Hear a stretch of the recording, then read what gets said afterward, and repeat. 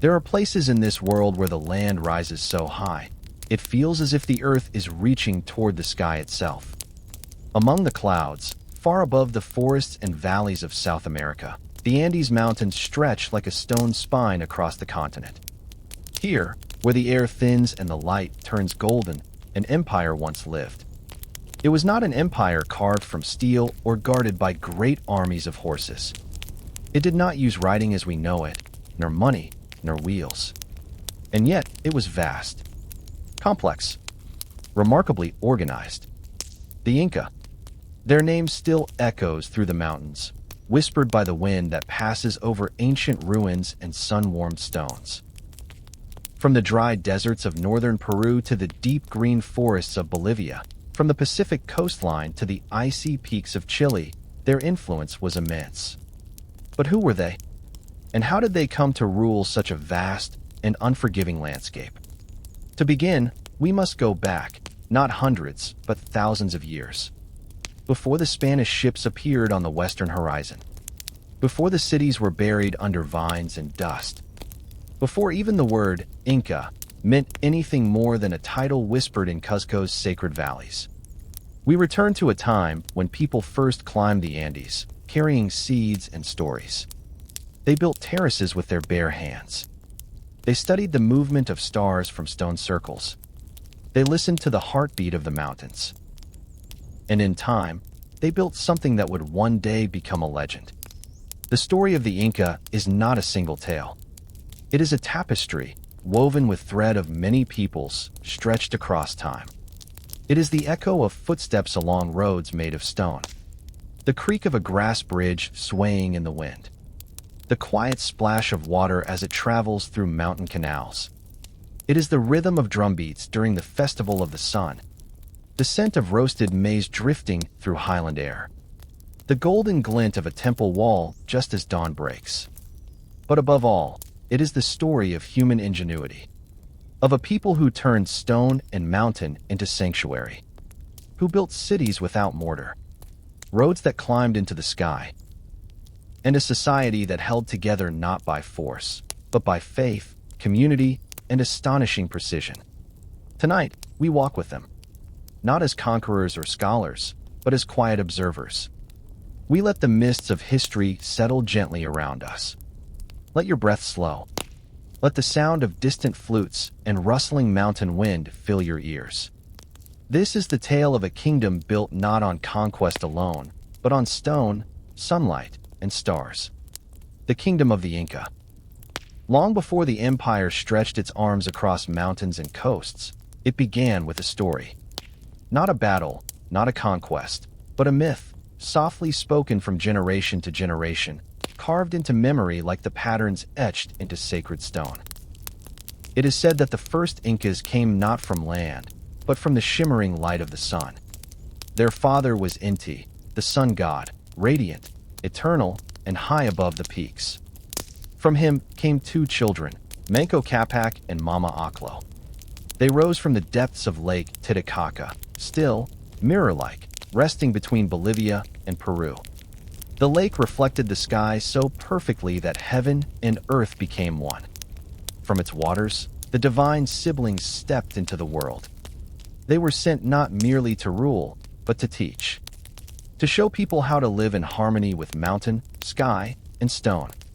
Manco carried a golden staff, gifted by Inti himself. They wandered the highlands, searching for a place where that staff would sink effortlessly into the ground. It was there, and only there, that they would find the center of the world. The navel of the earth. The place that would one day become Cuzco. In the fertile valley where the staff finally disappeared into the soil, they built homes of stone, temples of gold, gardens that followed the shape of the stars. From this sacred center, a small group began to grow. This was the beginning. Not of an empire, not yet, but of a people. The Quechua. They were farmers, builders, herders of alpacas and llamas. They listened to the wind and watched the stars. They worshipped the mountain gods, the Apis, and offered coca leaves to the Earth Mother, Pachamama. Their knowledge came not from books, but from stone and silence. They watched how water moved, how clouds gathered, how shadows shifted across the mountain walls. They built with what they had. No iron, no wheels, only obsidian and copper tools, their bare hands, and a deep patience carved by altitude and time. And through time, they began to grow. From one small tribe in a highland valley, they became many. They farmed potatoes and maize on mountain terraces. They raised guinea pigs and wove blankets from alpaca wool. They learned to store food in clay jars, to build canals to bring water from snowmelt to seed. Cuzco, their sacred city, was shaped like a puma. Its heart beat in the temple of the sun, Coricancha, lined with sheets of brilliant gold that captured the light of dawn and turned it to fire. As the generations passed, so too did their rulers. Manco Capac became legend, then ancestor, then god. New kings, Sapa Incas, rose in his name. Their bloodline was said to carry the warmth of the sun itself. But they did not remain isolated. Around them were valleys and rival tribes. Some hostile, others cautious. The Inca, still small, watched and waited. One day, the time would come when diplomacy would no longer be enough. When alliances would be tested. And when Cuzco would no longer be a city, it would be a capital. But that part of the story is still far away. Break time equals 0.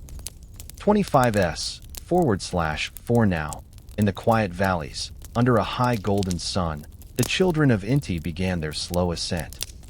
Not only up the mountains, but toward history. The sacred valley lies nestled like a cradle between jagged peaks. It is a place where rivers run like threads of silver, and the wind moves gently through green terraces that ripple like cloth. The Quechua people called it Wilcameyu, the sacred river, and it was here that the Inca story began to shift from myth to movement. The valley was more than beautiful, it was strategic. Its climate was mild, its soil rich.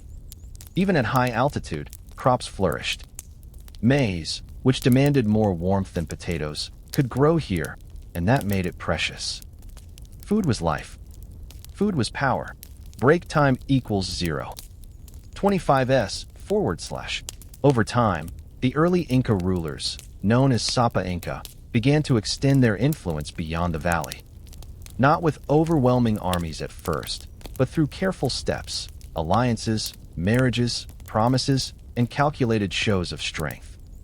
One ruler stood out among these early kings, Pachacuti. His name means earth shaker. And that is exactly what he did. According to oral tradition, he was not the intended heir. But when the Chanca warriors, fierce and well-armed, descended upon Cuzco, most of the Inca royal family fled. Pachacuti stayed.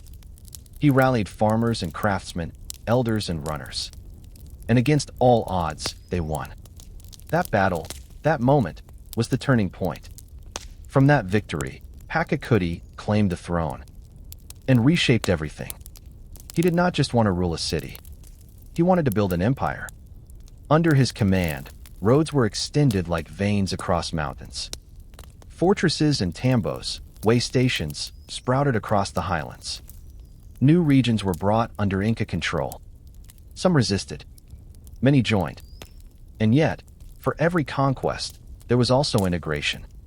Pachacuti understood that lasting rule came not just from fear, but from order. He reorganized the empire into quarters, Tawantinsuyu, the land of 4 parts. Each had its governors, its duties, its roads that all led back to Cuzco. He commissioned the rebuilding of Cuzco into a city worthy of the gods. Palaces, plazas, and the Temple of the Sun were laid out with cosmic precision. Stones fit together so tightly, not even a blade of grass could pass between them. But perhaps his greatest legacy was not built with stone. It was built with memory. The Inca did not write. They recorded through oral tradition and through quipu, knotted cords of color and pattern that held numbers, lists, and possibly stories. And yet, even without books, the empire grew. It absorbed dozens of cultures, languages, and customs. But in return, it offered infrastructure, food security, and connection.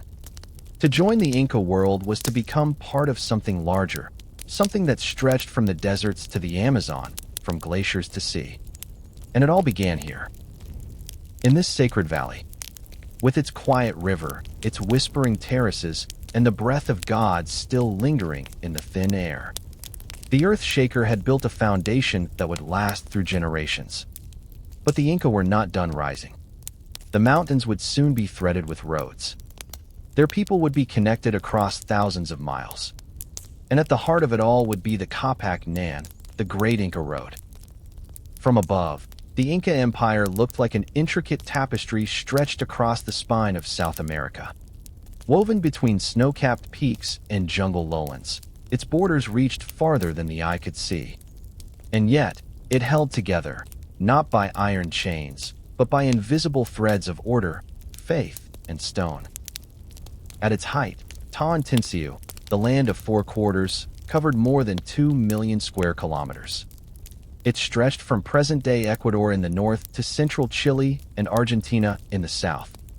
Along the Pacific coast, over deserts, into cloud forests, and up into the thin air of the Andes, the empire adapted to every landscape. But scale alone does not define greatness. The Inca achieved something few civilizations could. They ruled a vast and diverse population, without writing, without wheels, and without a monetary economy. Instead, they used movement, memory, and meticulous organization. At the center of it all was Cusco, the city that still pulsed like a living heart. Every road, every region, every quarter of the empire bent back to this sacred center. The empire's four parts, Chincheu, Anditu, Kalasu, and Kunisu, radiated out like rays of a sun, each managed by its own set of administrators and inspectors. Each village, each province, was meticulously recorded, not in ink, but in knots. The quipu, a system of colored strings and knotted cords, acted as the empire's memory. Quipu keepers, called quipukamaics, could read and interpret these silent records. They tracked harvests, population counts, military assignments. Every household in the empire was registered, and every person had a place. Labor was not just expected, it was sacred. The Inca had no coins, no banks. Instead, they ran on a system called MITA, a rotational labor tax. Every citizen gave a portion of their time to work for the state. They built roads, dug canals, served in the military, or crafted textiles in state-run workshops. And in return, the state provided security, food in times of famine, shelter during hard seasons. Community granaries lined the highlands, stone storehouses filled with maize, quinoa, dried potatoes, and salted meat. Nothing was wasted. Everything had a place. Even nature. Inca engineers learned to shape the land without destroying it. They carved agricultural terraces into mountainsides, not only to farm, but to prevent erosion. They built canals to catch snowmelt and carried it to crops below. They studied the sun, the stars, and the movement of shadows, creating calendars not just for timekeeping, but for planting, harvesting, and ritual. Everything was woven into the fabric of empire. Even religion. The Inca emperor, the Sapa Inca, was not just a king. He was the living son of Inti, the sun god. His word was law, his presence divine. Each morning, as the first light kissed the golden walls of Coricancha, the temple of the sun, the people believed the emperor's soul rose with it. To resist the Inca, then, was not merely to defy power, it was to defy the heavens.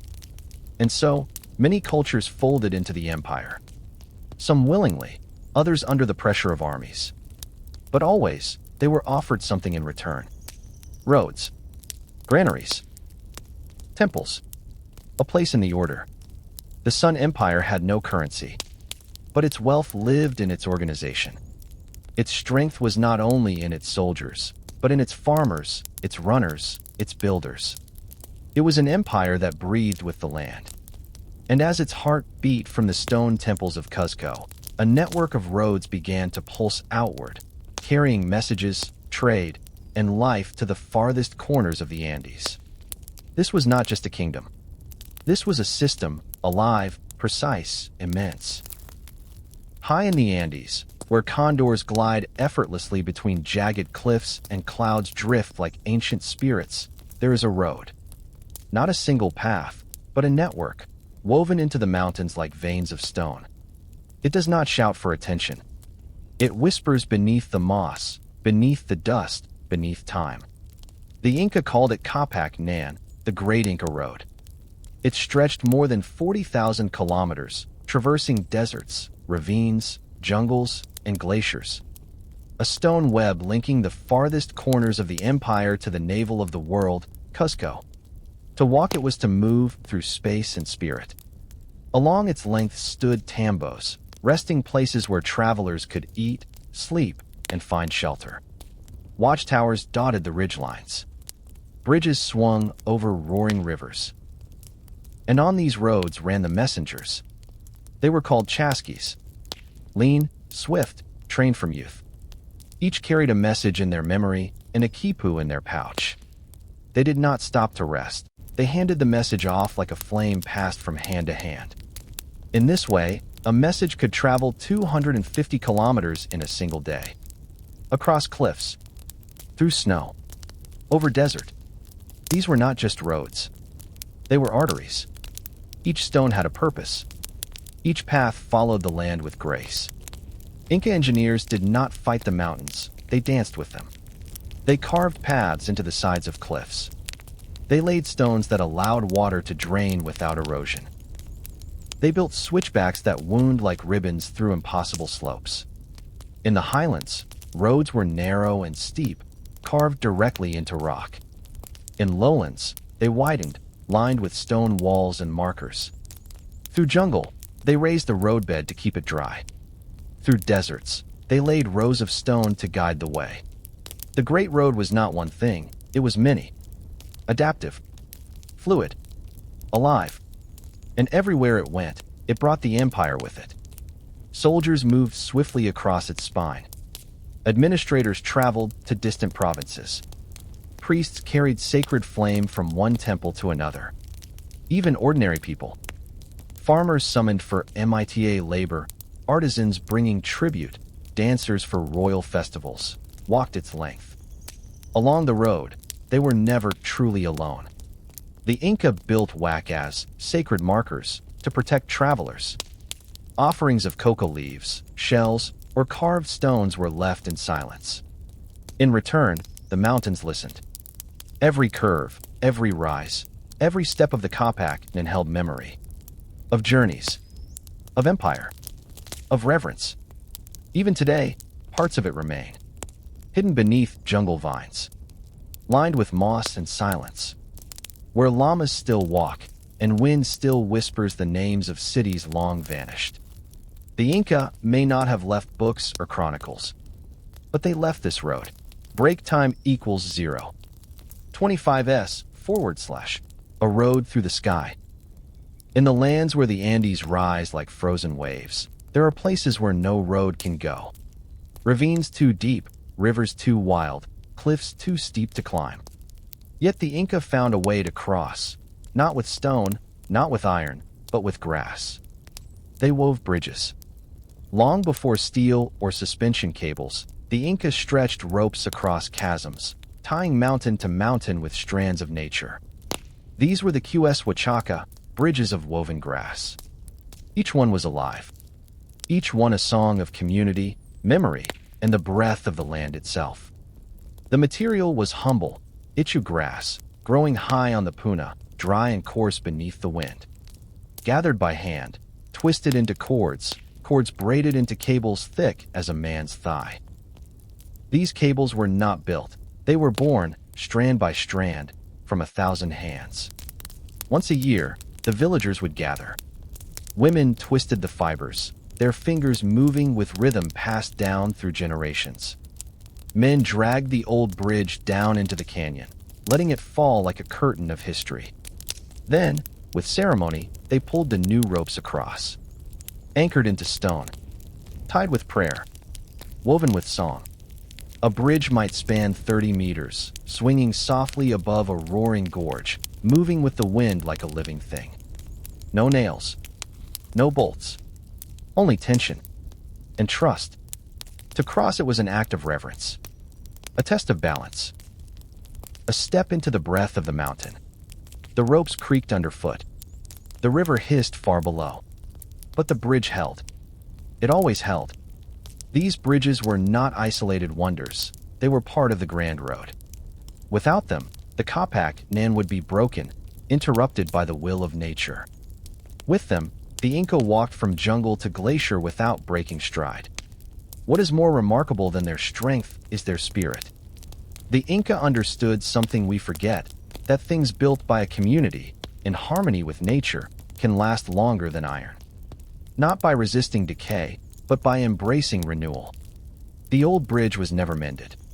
It was replaced. Reborn. Every year, new hands wove old patterns. Children watched their elders, and one day, took their place. The bridge was not just a passage, it was a ritual. Even today, one such bridge still survives. In the Apurimac Canyon, a bridge is remade each June by descendants of those same Inca builders. No machines. No blueprints. Only memory. When the bridge is complete, the villagers cross it. They dance. They eat.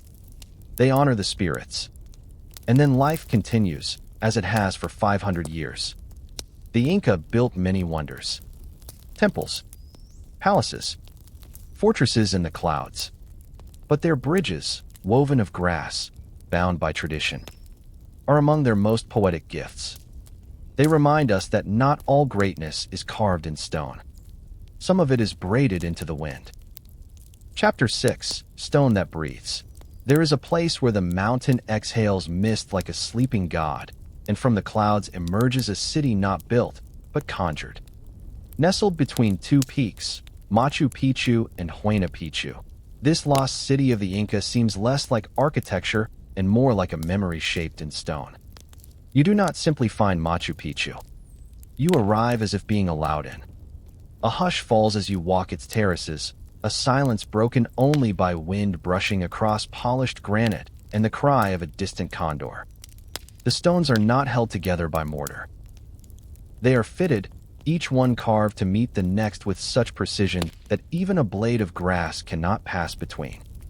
The walls are not merely aligned. They are alive, responsive to the earth's breath, swaying with each tremor rather than resisting. Machu Picchu does not impose. It embraces. Its buildings curve with the mountain. Its terraces ripple down the slopes like green steps leading into the sky. Its walls catch the morning light and hold it softly, like a memory too delicate to speak aloud. No one knows its true name. Machu Picchu means Old Peak in Quechua, but that is a title, not an identity. It may have been a royal estate, a ceremonial sanctuary, or a retreat for the high priesthood. Or perhaps it was all of these, and more. In one corner, the Temple of the Sun stands semicircular and elegant, its stones curved like a rising dawn. On the solstice, sunlight slips through a window to strike the center stone, marking the time not by clock, but by cosmos. Here, time was not counted, it was invited. Further up is the Intihuatana, the hitching post of the sun. A carved stone that points to the heavens, said to tether the sun itself during its journey across the sky. Pilgrims did not simply observe the heavens here, they touched them. Water channels still run, cut into stone centuries ago. They hum softly, leading water like veins through the body of the city. Even in ruins, the system works. The city breathes, drinks, endures. And the terraces, those magnificent steps that wrap the slopes, were not just for show. They stabilized the mountain. They managed water. They grew maize, potatoes, coca. The Inca did not bend nature. They danced with it. What astonishes is not just what the Inca built, but where they chose to build it. This site was not easy to reach. Not close to imperial centers. Not guarded by great walls. And yet, it was made with the same care as a crown. Then, one day, it was abandoned. Not destroyed. Not forgotten by its makers. But simply left behind. Spanish conquistadors never reached it. Machu Picchu remained untouched, hidden in cloud and forest, dreaming in silence for nearly 4 centuries.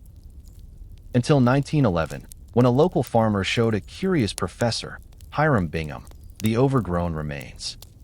What he found was not a ruin. It was a whisper from the past, still breathing beneath the moss. Today, millions walk its paths. They marvel at its views. They take photos. But if you sit quietly, if you let the fog close around you and listen, not with ears, but with memory, you may still hear it. The sound of stone that breathes.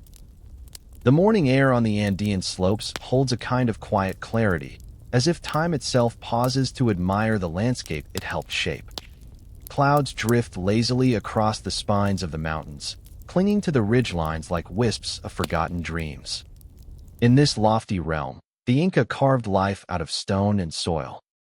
Not with brute force, but with an understanding that the land could be coaxed into abundance if treated with respect. To survive here, where jagged cliffs and thin air defy conventional agriculture, the Inca created one of their most enduring legacies, the terraced gardens. Known as andans, these step platforms were more than simple farming plots. They were feats of ecological engineering, draped like green ribbons along the mountainsides, mirroring the contours of the earth. Each terrace was a microclimate, each level calculated to catch just the right amount of sunlight, retain just enough water, and shelter just enough warmth. Beneath the surface of these stone-lined terraces lay a marvel of design. The Inca understood that plants thrived not just on sunlight, but on drainage and airflow. Layers of gravel, coarse sand, and topsoil were arranged like the strata of a living temple, allowing rain to seep downward and roots to breathe. At sites like Moray, these concentric circular terraces acted like agricultural laboratories. Each descending ring dropped in temperature slightly, allowing Inca farmers to simulate growing conditions from the valleys below to the high Puna grasslands above. The ingenuity of these terraces extended beyond crop cultivation. They served as erosion control systems, stabilizing steep mountainsides that would otherwise crumble under torrential rains. In some areas, they were so extensive, stretching across entire mountains, that modern satellite imaging is needed to truly appreciate their scale. These were not scattered patches of agriculture. They were landscaped civilizations, transforming entire ecosystems into orchards, grain fields, and medicinal gardens. The crown jewel of these high-altitude farms was potatoes, more than 3,000 varieties, each suited to a specific niche in the Andes. There were purple potatoes, bitter potatoes, waxy golds, and nutty reds, each carefully planted in the elevation that suited it best. Alongside them grew quinoa, OCA, maize, and amaranth, crops now prized around the world, but once safeguarded by the Inca with spiritual reverence.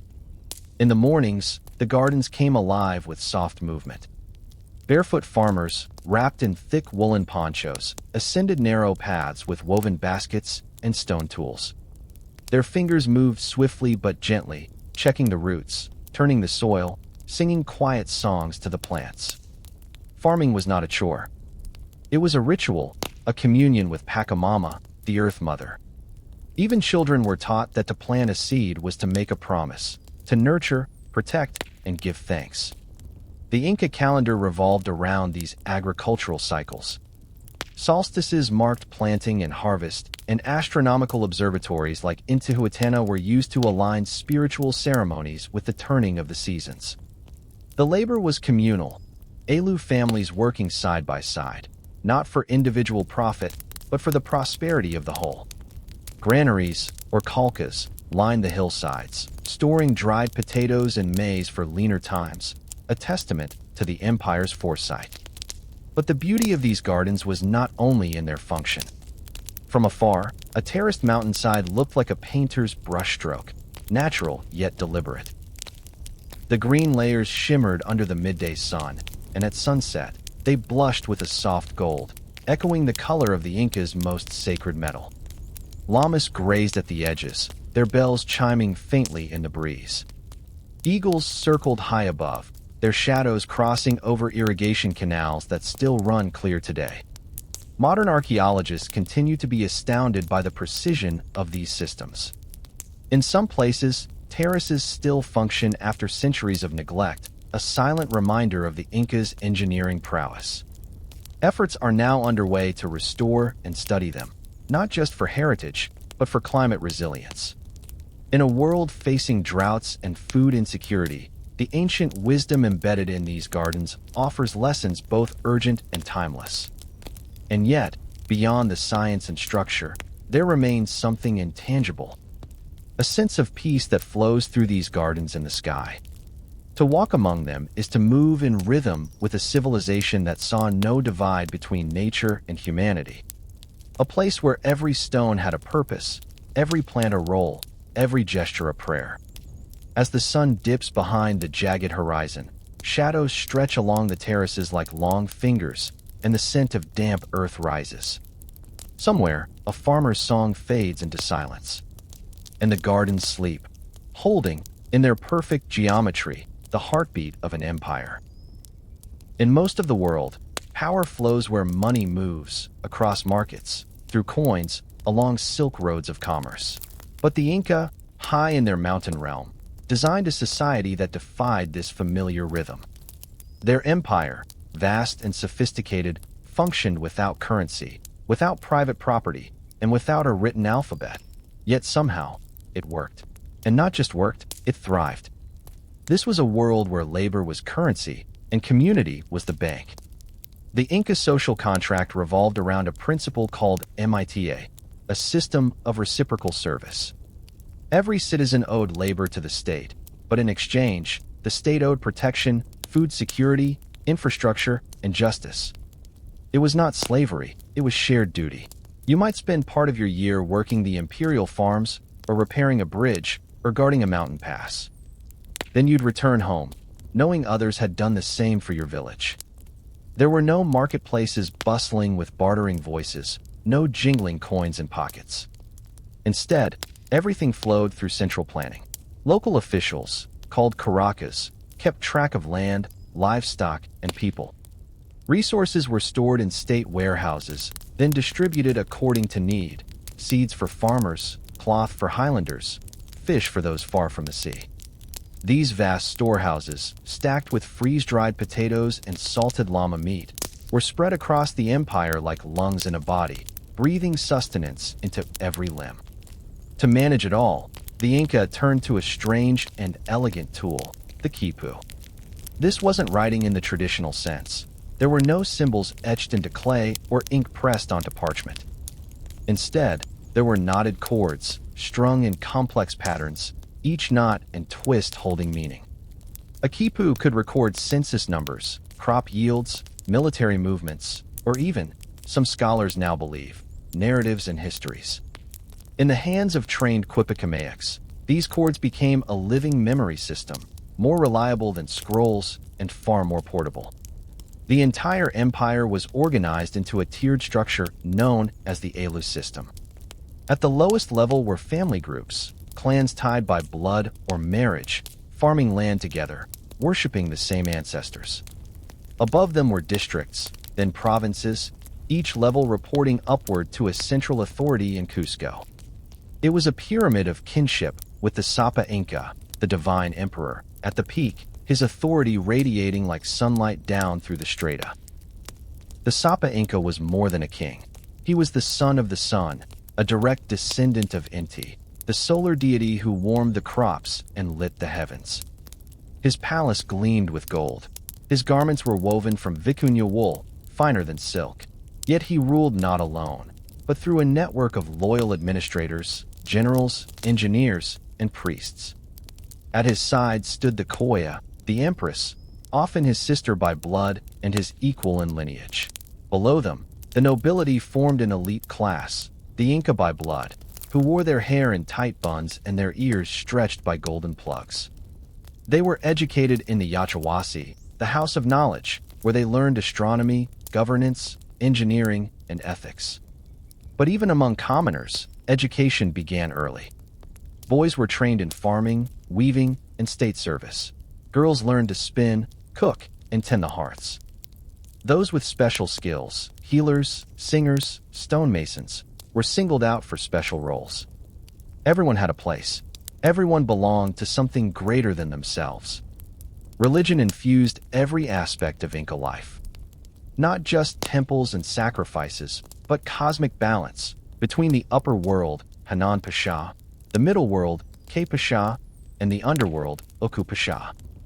Ceremonies marked every harvest and solstice.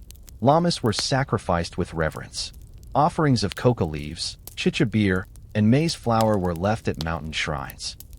And always, there was the sun, Inti, watching, warming, demanding balance and gratitude. The Inca worldview wasn't about conquest for riches. It was about order, about weaving disparate peoples into a single cloth, the Tawantinsuyu, the land of the four quarters.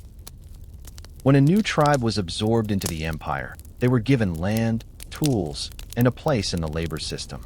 Their leaders were brought to Cusco to learn Inca ways. Their gods were honored, but subordinated to Inti and the Inca pantheon. Still, not everything was idyllic. The MITA, though fair in principle, could become burdensome in practice. Harsh terrain, long journeys, rigid hierarchy, these wore down even loyal citizens. And while the system offered security, it also demanded conformity.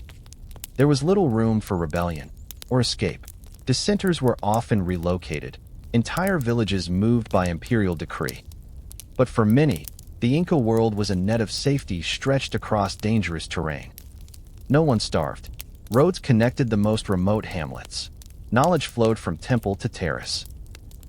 The empire, in all its precision, felt alive, as if it breathed through its citizens, through the Quipu strings, through the echoes of the Andes themselves. And as twilight settled across the empire, one could walk the mountain roads and hear no clink of coins, no shouting of merchants. Only the wind, the whisper of sandals on stone, and the quiet pulse of a civilization held together not by wealth, but by shared purpose. Chapter 9. The Road That Binds the World. In most empires, roads are tools of war. They carry soldiers, weapons, and imperial might. But in the Inca Empire, the roads were far more than military veins. They were lifelines. They bound together cities and farmlands, deserts and snowfields, mountain passes and jungle lowlands, into one vast, beating organism. The Inca Road Network, known as the Capac Nan, the Royal Road, was not merely a feat of engineering. It was a miracle of imagination. Across some of the most challenging terrain on Earth, the Inca wove over 40,000 kilometers of stone paths and dirt trails, rope bridges, and carved stairways, all converging upon the Sacred Heart, Cusco. The Andes were never tamed, but the Inca understood them. They didn't try to conquer the mountains. They wove their roads into the mountains, like threads through a tapestry. They followed ridgelines, zigzagged up cliffs, spanned deep gorges with suspension bridges made of grass, and traced the coast with roads so flat and straight they seemed drawn by the hand of a god. Imagine walking these paths. The air thin, the sky sharp. Beneath your feet, perfectly cut stones fitted without mortar. A dry masonry so precise that centuries later, even earthquakes could not shake them apart. Above, the call of a condor. Behind, a mist-cloaked forest. Ahead, a sun gate carved into stone. The road is both direction and destination. Unlike Roman roads, which were designed for wheeled vehicles, Inca roads served only foot traffic and pack animals, mainly the sure-footed llama. Yet their purpose went far beyond movement. These roads were the nervous system of the empire. Along them ran the chasquis, the messengers, fleet-footed runners who passed messages by voice or quipu from relay station to relay station. Every few kilometers stood a tambos, a roadside shelter where runners could rest and exchange cargo. One chasca would arrive, breathless, deliver a knotted cord or spoken message, then the next would sprint away, continuing the link. In this way, a message could travel hundreds of miles in a single day, faster, in some ways, than any medieval courier system in Europe. But the roads were not only for messages. They moved people, generals, engineers, priests, pilgrims. They moved food, grain from the lowlands, dried meat from the highlands. They moved power, tributes from conquered lands, ceremonial gifts from the emperor, sacred statues and processions. Every step on the road was a reaffirmation that the world was connected, not just physically, but spiritually. Along the way, the Kapaknen passed through way stations, fortresses, temples, and ritual sites. Some of these, like Tambo, Colorado, or Huánuco, Pampa, were grand administrative centers. Others were mere specks on the map, small shrines to mountain gods, places to rest, to pray, to observe the solstice shadows as they fell on carved stones. In the Sacred Valley, some roads led to Intihuatana stones, hitching posts of the sun, where priests would study the heavens, align calendars, and predict planting seasons. Roads, then, were not just for the earthbound. They were tools of celestial observation, connecting land to sky, people to gods. And then, there were the bridges. Across raging rivers and yawning canyons, the Inca spun suspension bridges from woven grass, especially ichu, a strong, high-altitude bunchgrass. These bridges could span up to 30 meters, swinging gently with the wind. Each year, villagers would gather to ritually rebuild them, singing songs and praying to Pachamama as they braided the fibers. One such bridge, Keswachaka, still exists today, maintained annually by local communities. It is a living testament to an ancient craft and a culture that revered both connection and continuity. What did it mean to walk those roads? For a farmer summoned for MITA duty, it meant leaving home with your tools and your faith. For a priest, it meant journeying toward an oracle, chasing prophecies. For a Chaska, it meant speed and silence. And for the empire, it meant presence, the ability to see, to touch, to respond, no matter how vast the distance. No stone was laid without purpose. No turn in the road was arbitrary. The Inca understood the land like few others in history. Their roads respected its spirit. Instead of fighting the mountain, they listened to it. Instead of bridging the jungle with steel, they bound it with fiber, stone, and trust. Even today, long after the empire has crumbled, some of those roads still exist. Shepherds walk them. Tourists hike them. Pilgrims follow the steps of ancestors. And with every footfall, the memory of Tawn Tinsiu whispers again. These roads did more than link cities. They connected people. From the icy ridges of the Cordillera Blanca to the sunlit coasts of Peru, they were paths of knowledge, loyalty, and devotion. They were veins in a living body. And when the invaders came, when chaos descended, it was along these very roads that the last resistance would flee, the final embers of Inca sovereignty retreating into the mountains. There is a place where the mountain exhales mistel, but that part of the story, of conquest, betrayal, and final breaths, belongs to the next chapter. Chapter 10, Cusco, the navel of the world. Long before the Spanish called it Cuzco, and even before the first Inca emperor rose to power, there was a word whispered on the wind of the Andes, Cusco. Not a city, not a place, a center, a navel, the living, breathing heart of Tawn Tinsiu, the land of the four quarters. The Inca didn't see geography the way modern maps do.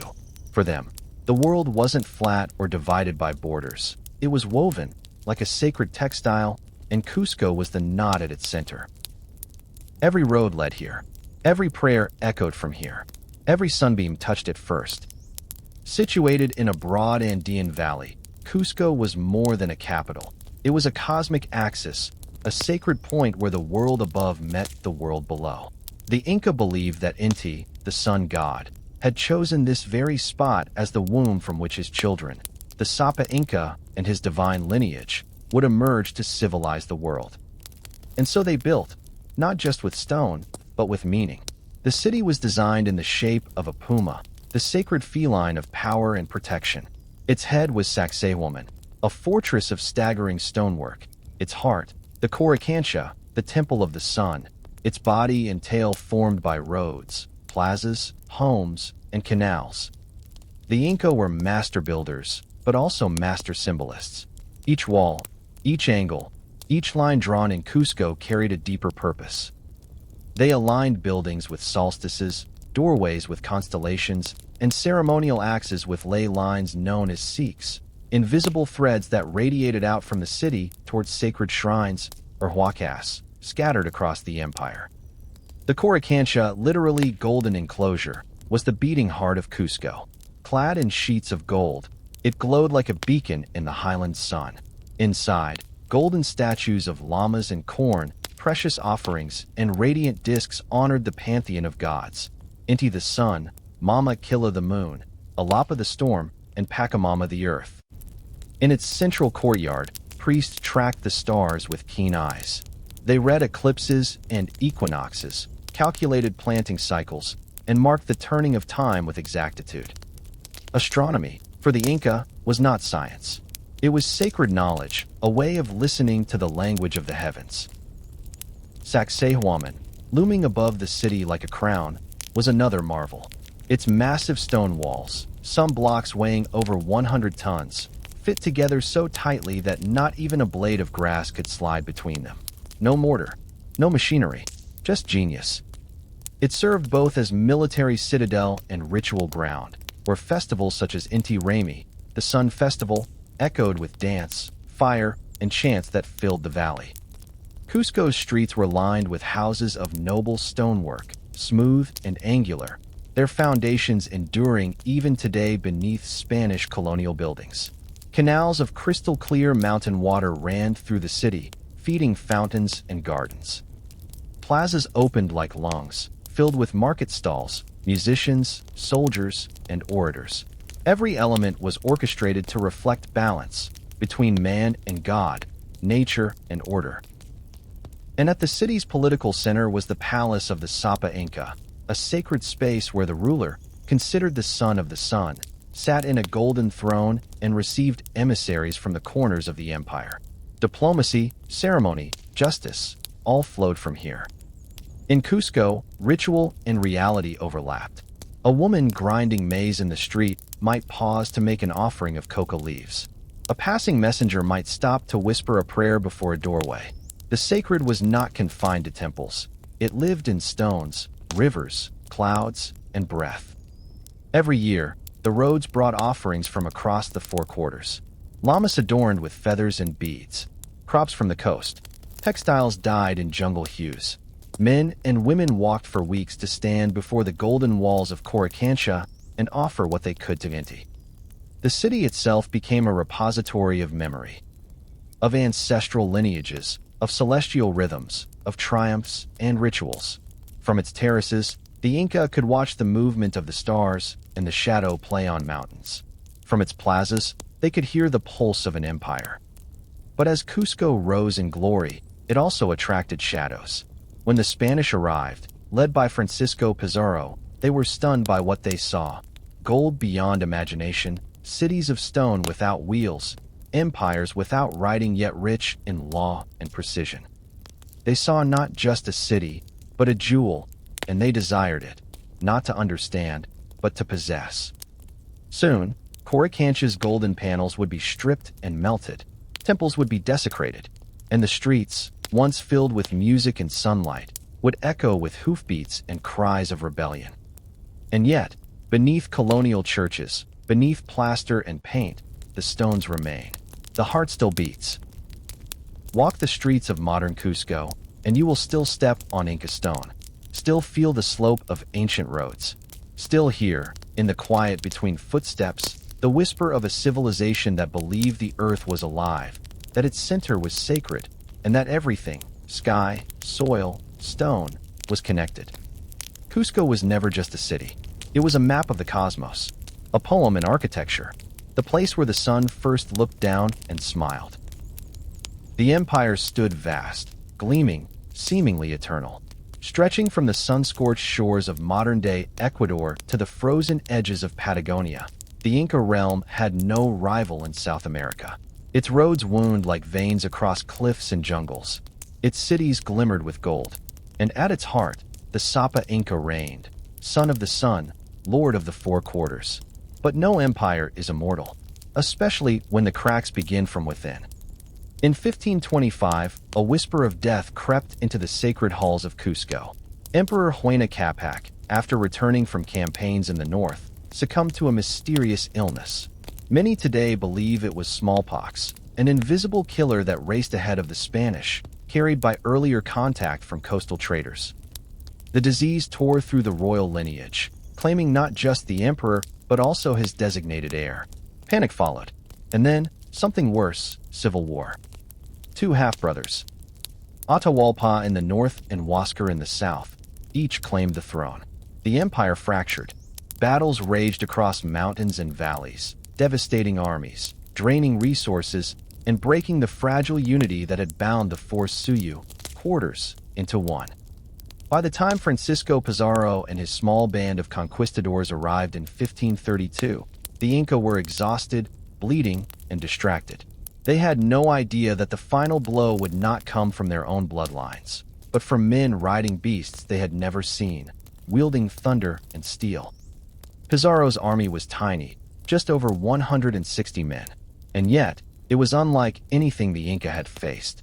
They carried guns, swords of Toledo steel, armor that glinted like sunlit rock, and horses, great snorting beasts that terrified native warriors who had never seen an animal so large or swift.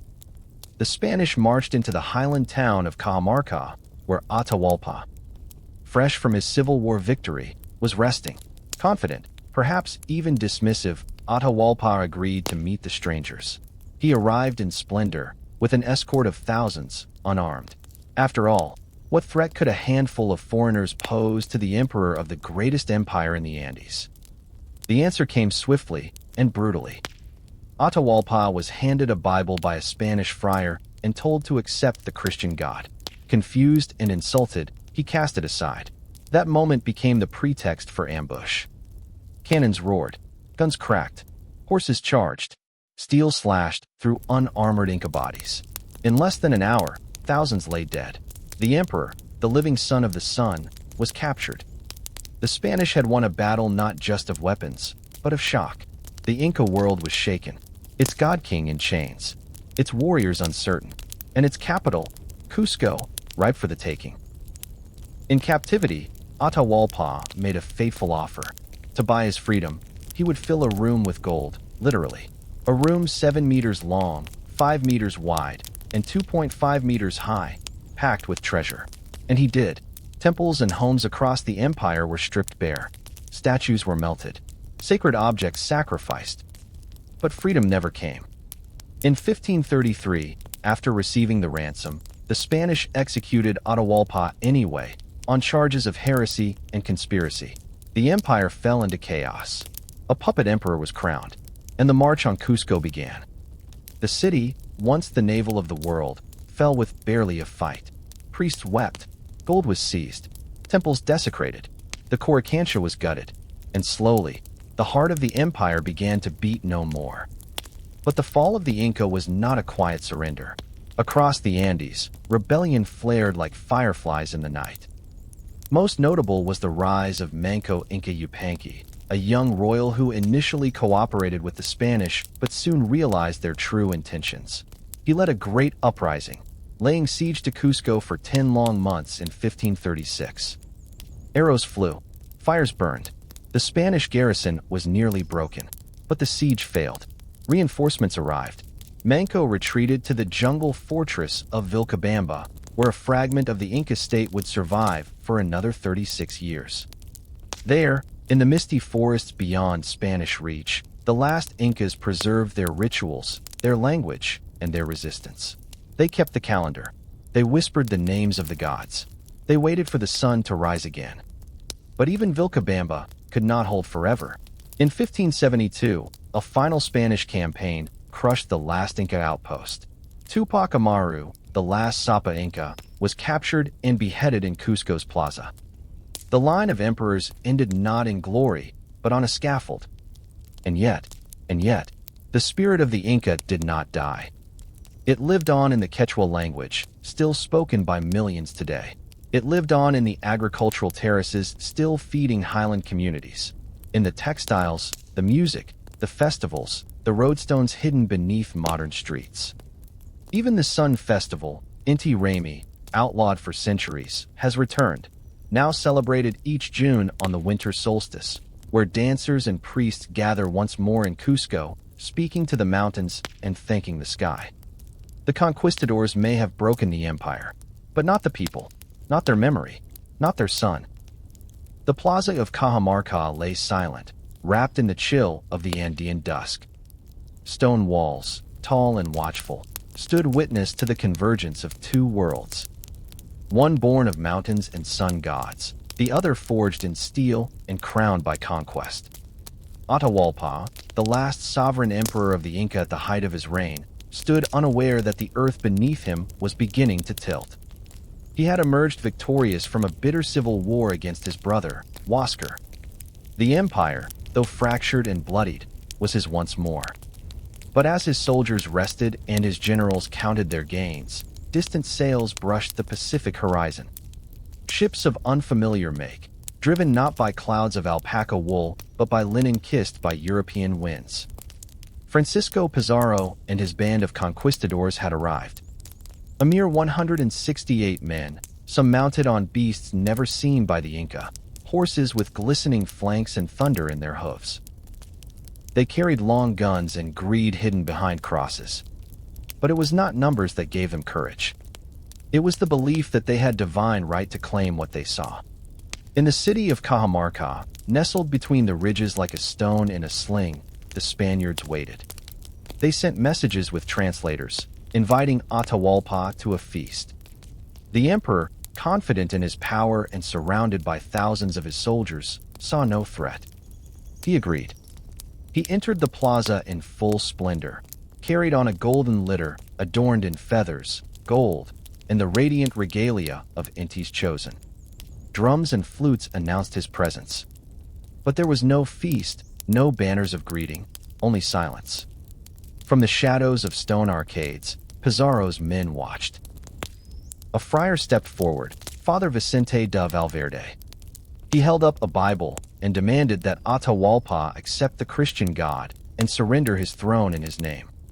The emperor, bewildered, took the book, turned its pages, and listened for a voice. But it was silent. He dropped it to the ground. To the Spaniards, it was blasphemy. To the Inca, it was confusion. At that moment, the signal was given. Trumpets screamed. Guns fired. Horses charged.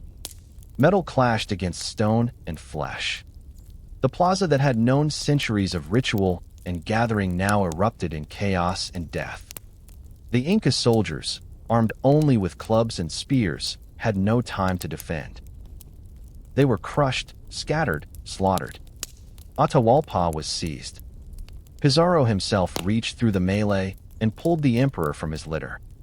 He was taken captive, not killed, for the Spaniards saw in him not only a king but a treasure chest. From a palace turned prison, Atahualpa looked out through narrow windows at a world unraveling. Yet he held one thing the Spaniards desired above all else: gold. And he used it. He offered a ransom. One room, filled to shoulder height with gold, and two more of silver, in exchange for his freedom. Word spread through the empire.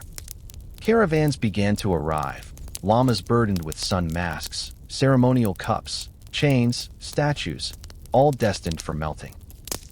It was the greatest ransom ever paid in human history. The gold was piled high, gleaming in firelight, ancient and sacred. But the Spaniards, already feasting in their minds, grew restless. Even as the ransom was fulfilled, whispers turned into plans. Some feared rebellion. Others desired power without debt. They decided that the sun's child must die. On a cold August day in 1533, in the courtyard of Cajamarca, Atahualpa was led to his death. He was offered a choice: burn at the stake or convert to Christianity. Burning would destroy the body, and thus the soul's journey, a fate worse than death for the Inca. So he chose baptism. They gave him the name Francisco. Then they strangled him with a garrote. No trumpets mourned. No festival rose to honor his passage. Only the wind, high in the ridges, carried a silent song across the Sierra. The empire had lost its center. But the Inca spirit did not die with Atahualpa. In the mountains beyond Cusco, a resistance began to rise. Vilcabamba became the refuge of the last true Inca. And though the Spaniards marched deeper into stone cities and sacred valleys, they could not erase what had been carved into the bones of the Andes. Atahualpa's fall was not just a king's death. It was the eclipse of an age, sudden and brilliant. The empire that had no wheels, no iron, no writing, had built a realm the world had never seen. And in that realm, one golden figure stood tall until the shadow came. Even now, when dusk drapes over the peaks and the condors spiral above broken terraces, his name still whispers across the stone. Atahualpa, the last true Sapa Inca. The fall of Atahualpa sent tremors through the mountains, not with the rumble of earthquakes, but with the silent crumbling of certainty. For centuries, the Inca had stood as masters of the highlands. Their empire stretched like a great tapestry woven over jagged peaks and sun-drenched valleys. But now, that tapestry was unraveling, thread by thread, city by city. It wasn't just the death of a king. It was the beginning of an unraveling unlike any the Andes had known. And at the heart of it was a paradox. A civilization so vast and advanced, undone by invaders so few. How could an empire of millions fall to a mere handful of strangers? The answer lies not only in steel and muskets, but in the invisible cracks beneath the golden mask of the empire. The civil war between Atahualpa and Huáscar had left the kingdom bruised and bleeding. Cities had been burned, alliances fractured. Loyalties shifted like mountain winds. Though Atahualpa had won the throne, he had inherited an empire barely standing. And the Spaniards knew how to strike where the cracks already ran deep. They played local rivalries like instruments. They promised power to some, vengeance to others. Many Andean peoples, long subjected to the MITA system, labor tribute under Inca rule, saw the Europeans as a lesser evil, or at least a new path. They opened gates. They shared secrets. Still, for all their cunning, the conquistadors brought something far more devastating than gunpowder. They brought disease. Smallpox had already begun its silent march through the empire before Pizarro's men stepped foot on Inca soil. It moved faster than armies, faster than rumors, killing thousands before they knew what had struck them. And in its path, it left not just corpses, but confusion, fear, and the collapse of leadership. The Inca had no immunity to this invisible invader. It decimated royal lines, wiped out administrators, and shattered the intricate balance of the empire's bureaucracy. Without messengers, without local governors, the sinews that held the vast lands together weakened. After Atahualpa's execution, the Spaniards did not immediately claim the empire outright. They installed a puppet ruler, Tupac Hualpa, a brother of the fallen king. But he died soon after, possibly poisoned. Then came Manco Inca Yupanqui. Young, intelligent, and politically astute, Manco initially cooperated with the Spaniards. But he soon saw the truth. The invaders did not want alliance. They wanted dominion. The sacred temples of Cusco were looted. Gold was melted. Priests were beaten. Idols shattered. In 1536, Manco Inca led a great revolt. From the highlands, tens of thousands of warriors descended upon Cusco. They surrounded the city, laying siege with slings, fire, and strategy. For months, it seemed the Inca might reclaim their heart. But the siege failed, undone by superior weaponry, betrayal, and starvation. Manco fled into the jungle, deep into the cloud forests of Vilcabamba. There, beyond the reach of Spanish horses, he rebuilt a shadow kingdom. A final flame of resistance. Vilcabamba became the capital of the Neo-Inca state. Hidden among towering green cliffs, guarded by natural barriers and secret paths, it survived for nearly 40 more years. A place where the Quechua language still flowed, where rituals to Inti and Pachamama continued, where stonework remained sacred. But it was not enough. The Spaniards, now entrenched in Cusco and Lima, sent out wave after wave. Their own civil war slowed them, but they never stopped. And by 1572, they found Vilcabamba. Tupac Amaru, the last Sapa Inca of Vilcabamba, was captured and brought to Cusco. There, in the very plaza where festivals had once honored the sun, he was executed. The line was broken. With his death, the Inca Empire, at least in its political form, was no more. But its echoes never left. The Capac Nan, the Great Road, still ran along the mountains. Terraces still hugged hillsides. The stones of Machu Picchu still fit so tightly no blade could pass between. And the people, descendants of farmers, masons, priests, and warriors, still remembered. In the centuries that followed, resistance smoldered. Not always in arms, but in song, in story, in secret rites. The name of Tupac Amaru lived on. In the 18th century, a descendant bearing that name would rise again against the Spanish crown, another flare of memory and defiance. The Inca fell not because they were weaker, but because they stood on a different foundation. They had no iron, no wheels, no written alphabet. But they had order, vision, and harmony with the land. They had built an empire without slavery, with roads that ran longer than those of Rome. They had built in stone, in silence, and in sun. And when they fell, the Andes remembered. Each mountain kept a peace. Each stream whispered the past. In this way, though the empire collapsed, its soul never disappeared. Because empires of steel may burn fast and bright. But those of stone and spirit endure, quiet, rooted, eternal. The sun rises slowly over the sacred valley, casting long golden fingers across the fields of maize and quinoa, just as it did 500 years ago. And though the empire that once ruled these lands has long since crumbled, its spirit lingers, woven into every stone, every ridge, every breath of thin mountain air. The Inca are not gone. They never were. They live on, not in the way of thrones or banners, but in the language spoken in market stalls and mountain trails. Quechua, once the voice of an empire, is still heard across the Andes. Sung in lullabies, spoken in prayer, chanted in festivals. A tongue of the highlands, it carries not only words but memories. And the roads, the roads. The Capac Nan, the spine of the empire, still stretches across 6 modern nations. Once traveled by Chaskis with messages knotted into Quipu, now walked by hikers seeking connection. Stone steps still grip the earth as tightly as they once did under the sandals of messengers and pilgrims. In the villages above the clouds, time runs differently. There, terracing is not a relic, it is livelihood. The same stepped fields the Inca carved into mountainsides are still used by farmers who trace their ancestry back through the mist of time. Their hands turn the same soil. Their rituals ask blessing from Pachamama, the Earth Mother, the same deity who once ruled the rhythms of the empire. Each year, the festival of Inti Raymi is celebrated in Cusco. Once a sacred imperial ritual dedicated to the sun god Inti, it has been reborn in modern form. Part reenactment, part reverence. On the stones of Sacsayhuaman, dancers whirl in traditional dress.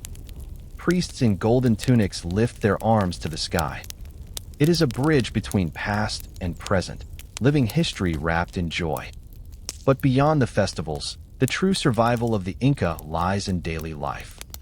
In the weaving of vibrant textiles, where each pattern holds ancient symbols. In the cooking of potatoes with huacate herbs, a legacy of Inca agriculture.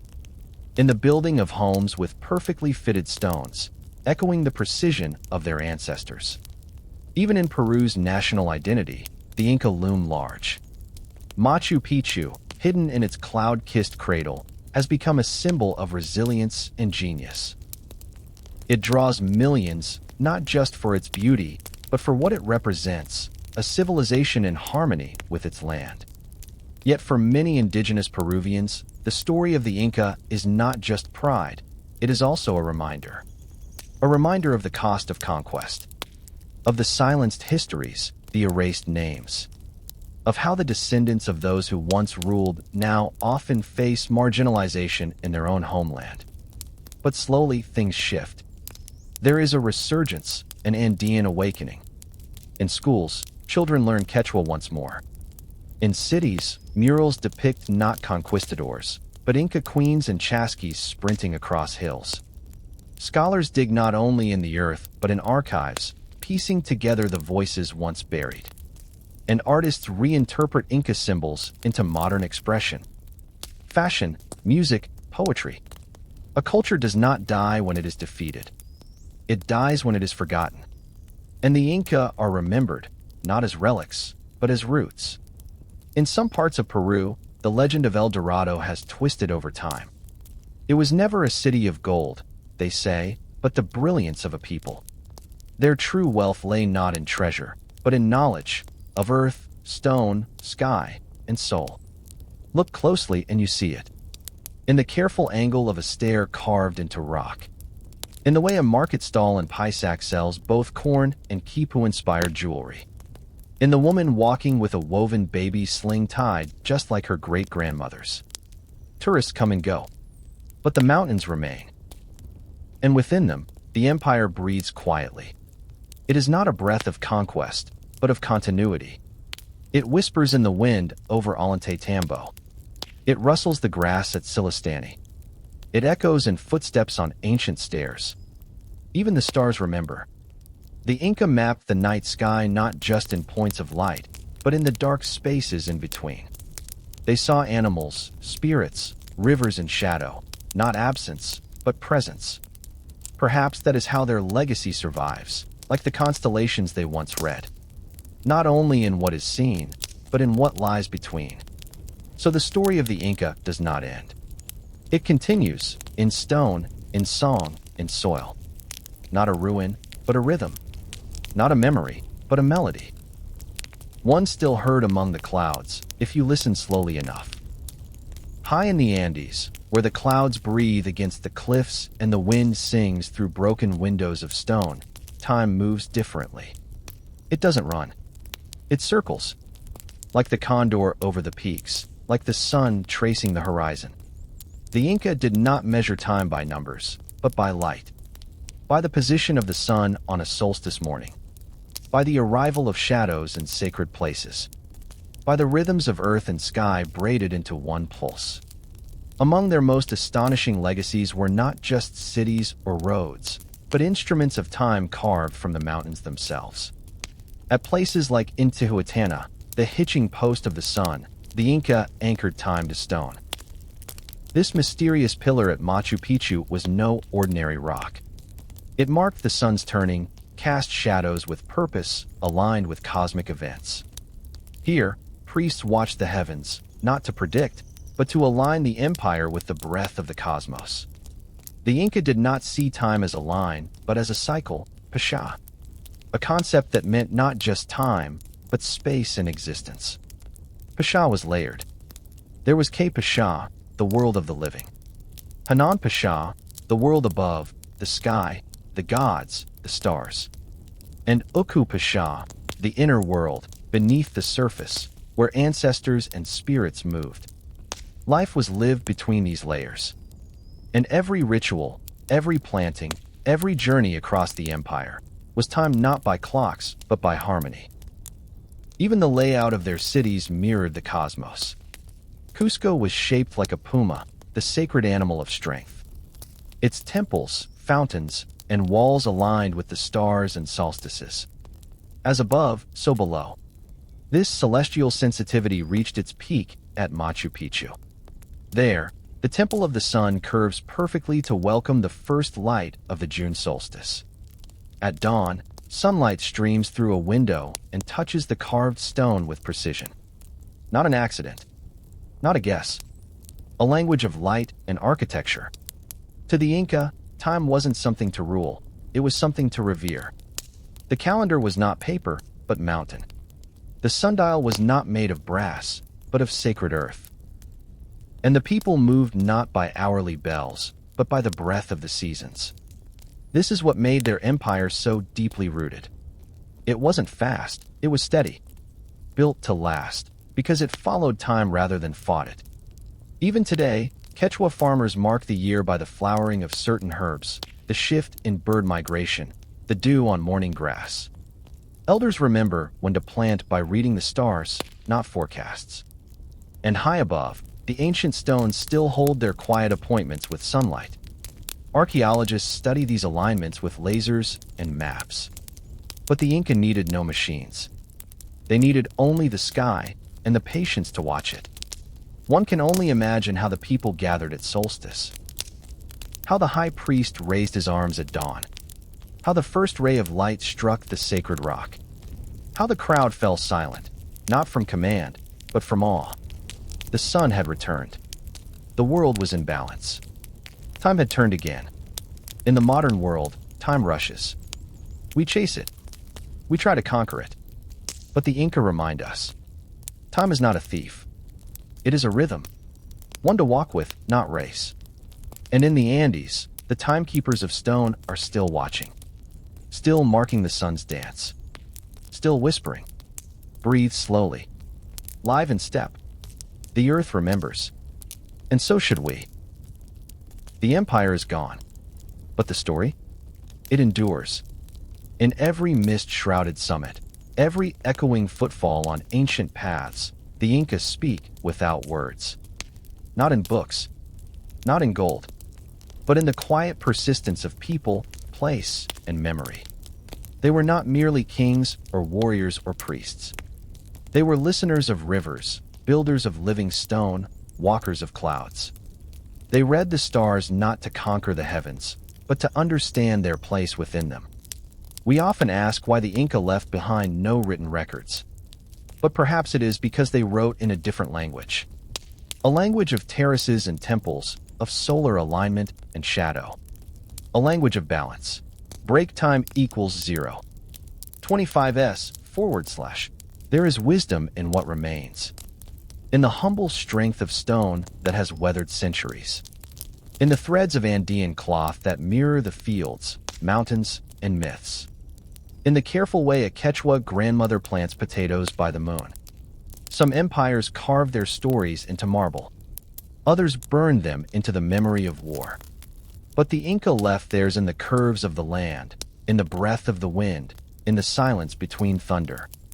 And in that silence, if you listen, truly listen, you might hear the whisper of a time when humans danced in harmony with sky and soil.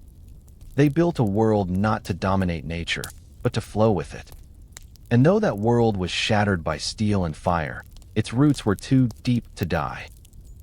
So the Inca live on, in the resilience of a people, in the path of the condor overhead, in every stone that has not crumbled, in every step still taken along the Capac Nan.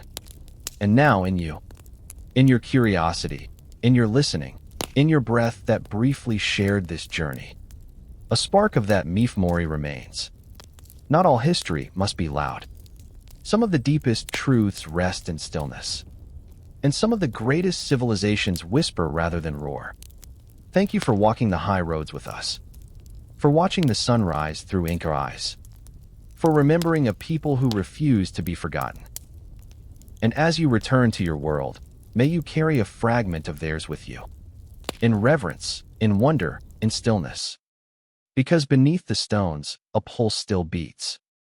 And somewhere in the clouds, the Incas still walk.